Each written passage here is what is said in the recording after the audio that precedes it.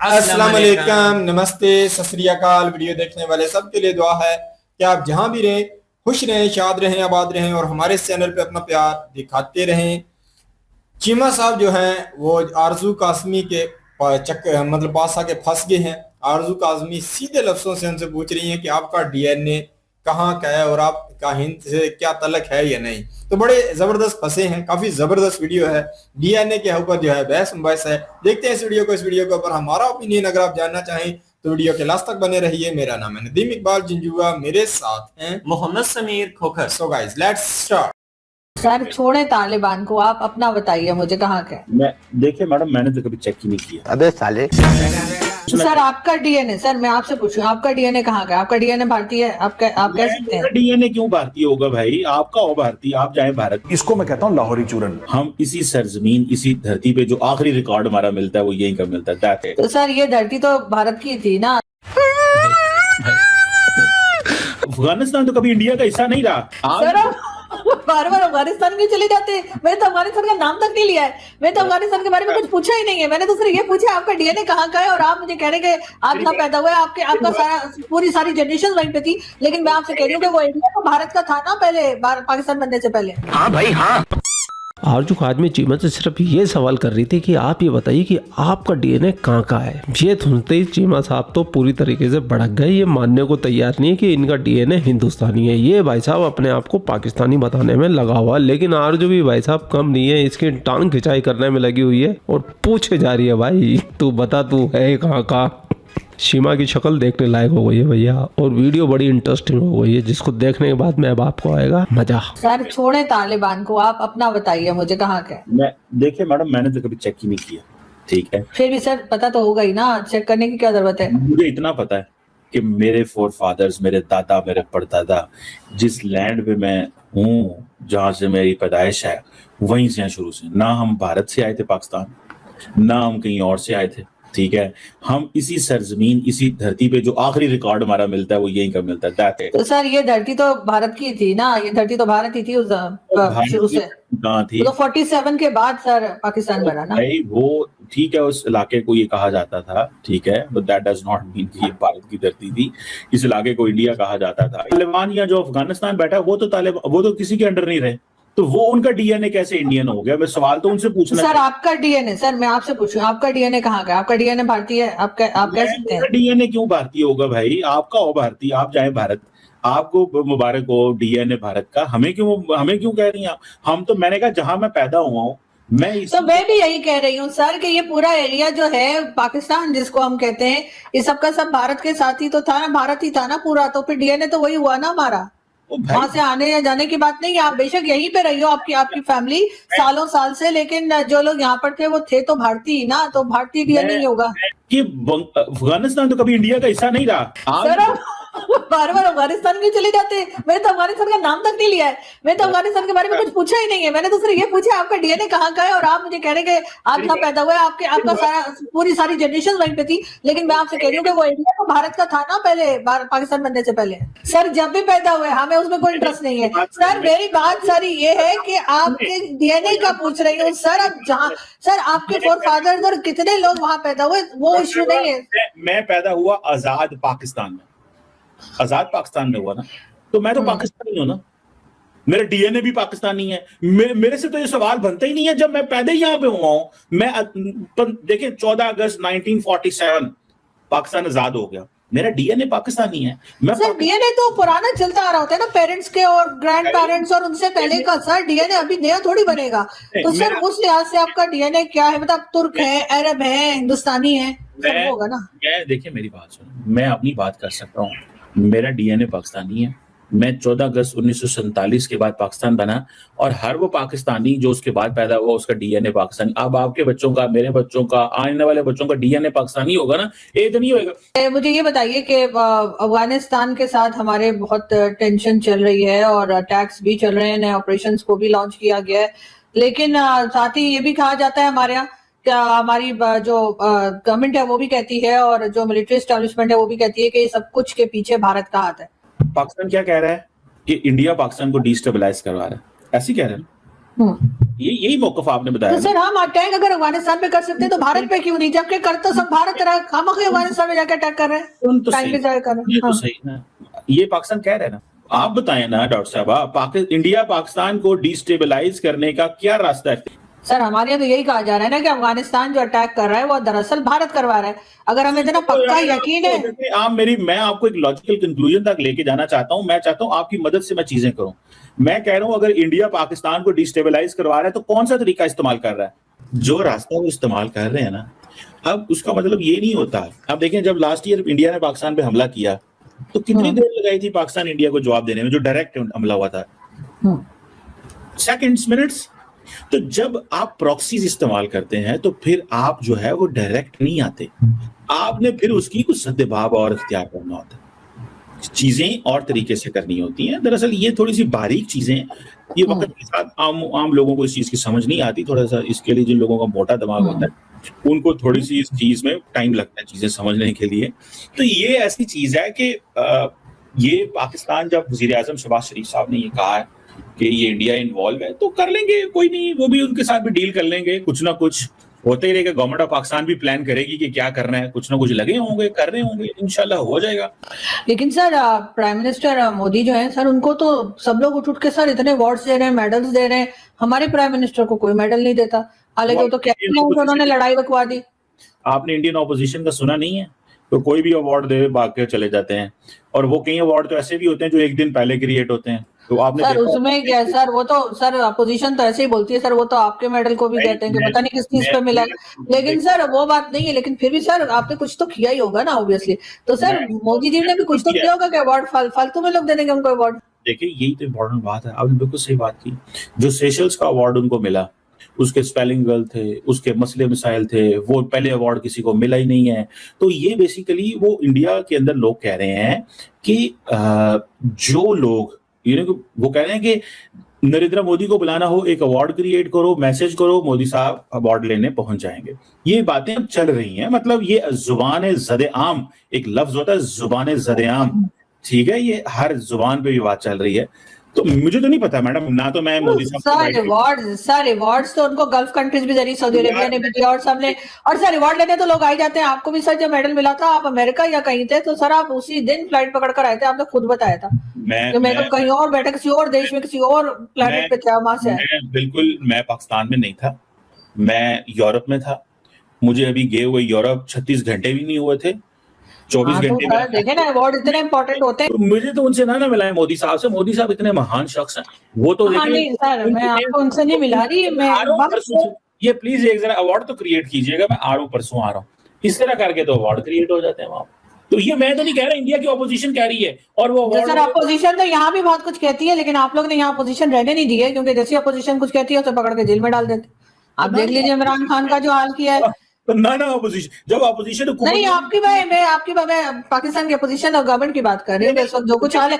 Sir last में एक बात सर, जब ये अपोजिशन हुकूमत में थी तो तब भी ये भी तो यही करती थी, या तो ना तब डिफरेंट थी, तो तब और बात है। सही बात है सर। असल में इनको जो चाबी भरते हैं, इनको जो चलाते हैं, इनको जो लाते हैं ना, वो असल में वही लोग हैं। इसलिए इनमें आपको बिल्कुल एक ही जैसे लोग दिखते हैं, एक ही तरह की बात सुनने को मिलती है, क्योंकि इनको डिक्टेशन देने वाले लोग जो है वो एक ही है। लेकिन सर मैं लास्ट में आपसे जरूर पूछूंगी कि सर वो ईरान अमेरिका की हमने बातचीत करवाई थी, डायलॉग हुआ सर, वो तो फिर लड़ने पड़ गए। उन्होंने कहा जी हमको एमओयू नहीं मानते, और आज तो ट्रम्प ने भी कहा कि 1000 मिसाइल जो है वो ईरान की तरफ करके रखें, कभी भी चला देंगे। तो सर वो क्या हुआ, वो जो हमने कहा था कि हमने जी जंग रुकवा दी? कोई मसला ही नहीं है, आप टेंशन ना लें। जब भी कोई भाई का प्रॉब्लम हो आप कॉल करें, हमें हम मसला हल कर देंगे।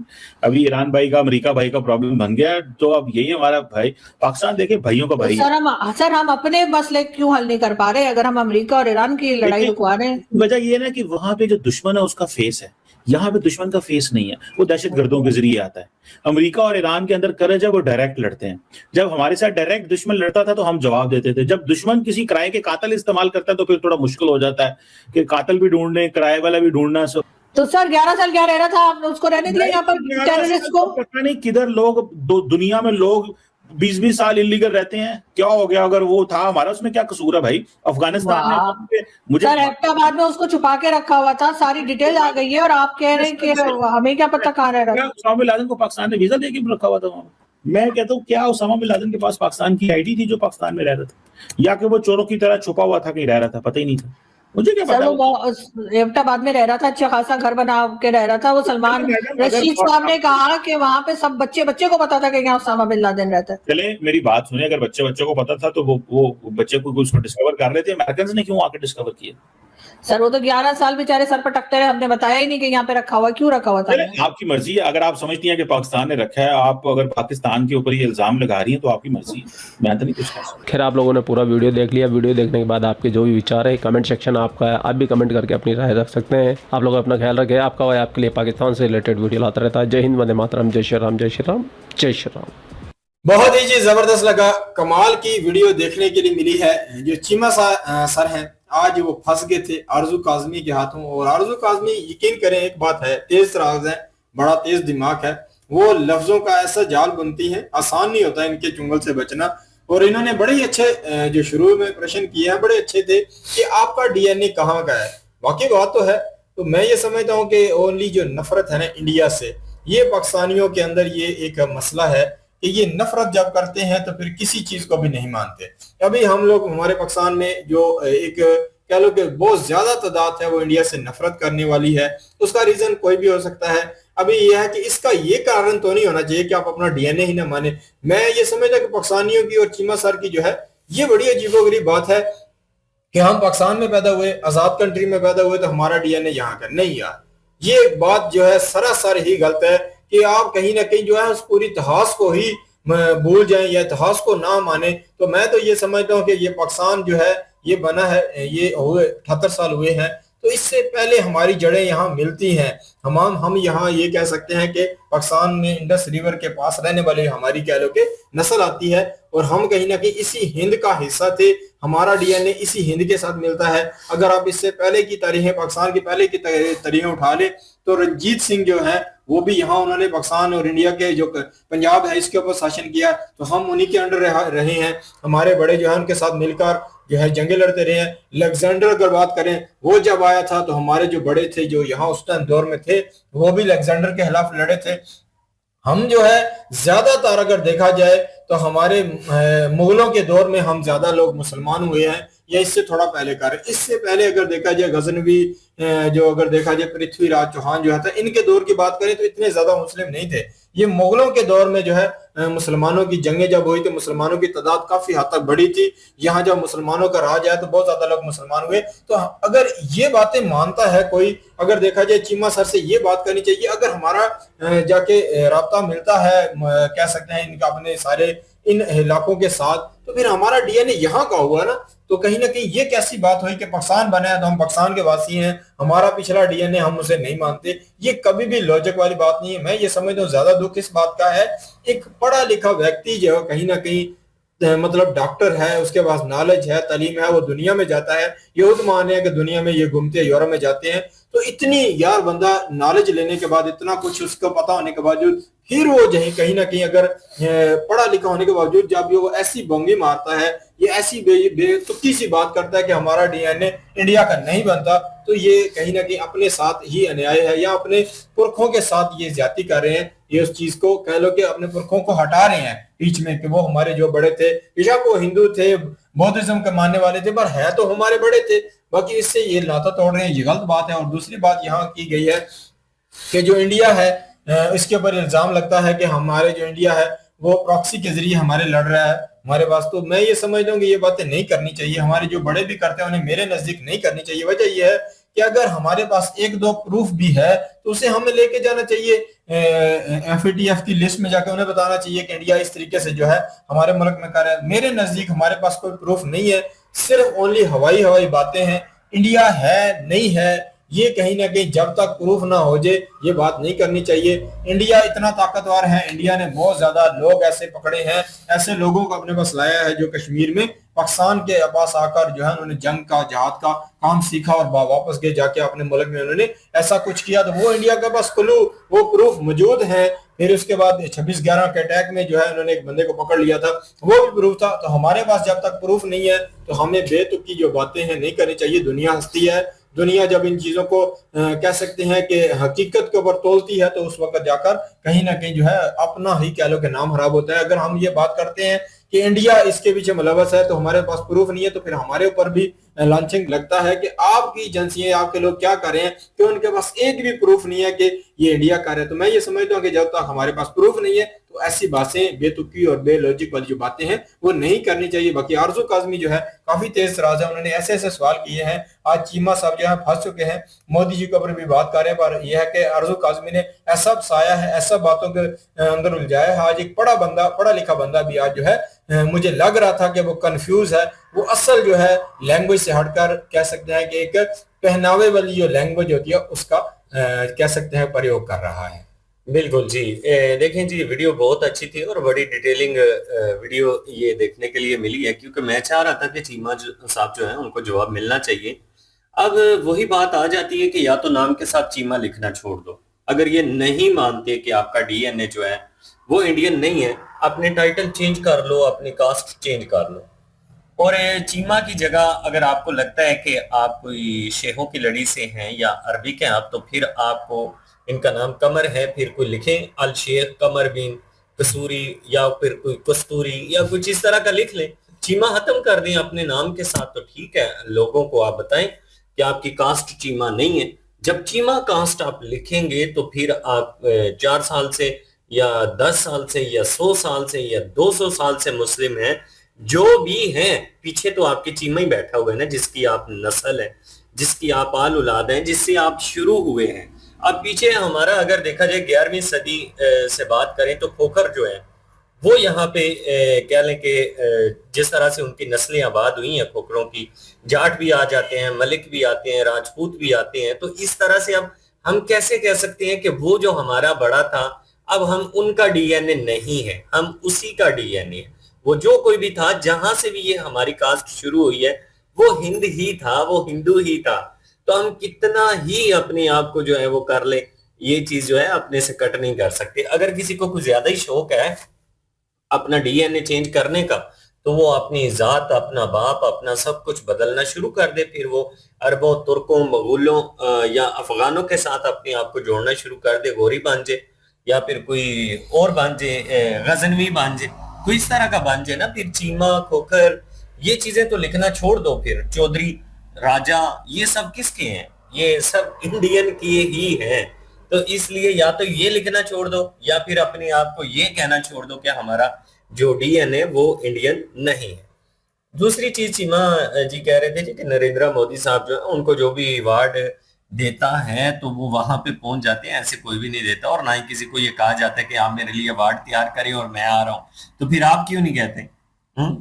क्योंकि नरेंद्र मोदी कह सकते हैं तो आपका इतना असर सुख नहीं है। अब आपने कहा था कि जो अवार्ड आपको मिला है, आपको अभी 6 घंटे भी वहां पे नहीं, 36 घंटे भी नहीं हुए थे, तो आपको जो है आना पड़ा था अवार्ड लेने के लिए। तो आपको पता है ना कि इसकी क्या वैल्यू होती है।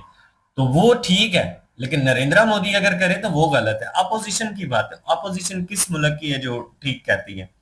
कभी अपोजिशन ने भी कहा कि ठीक हो रहा है जो हो रहा है, कभी अपोजिशन ने कहा कि देश ने तरक्की की है, डिफेंस में तरक्की की, टेक्नोलॉजी में तरक्की की, या कह लें कि इकोनॉमी ग्रोथ की है, विदेशों के साथ ताल्लुकात बेहतर हुए हैं? कभी कहा?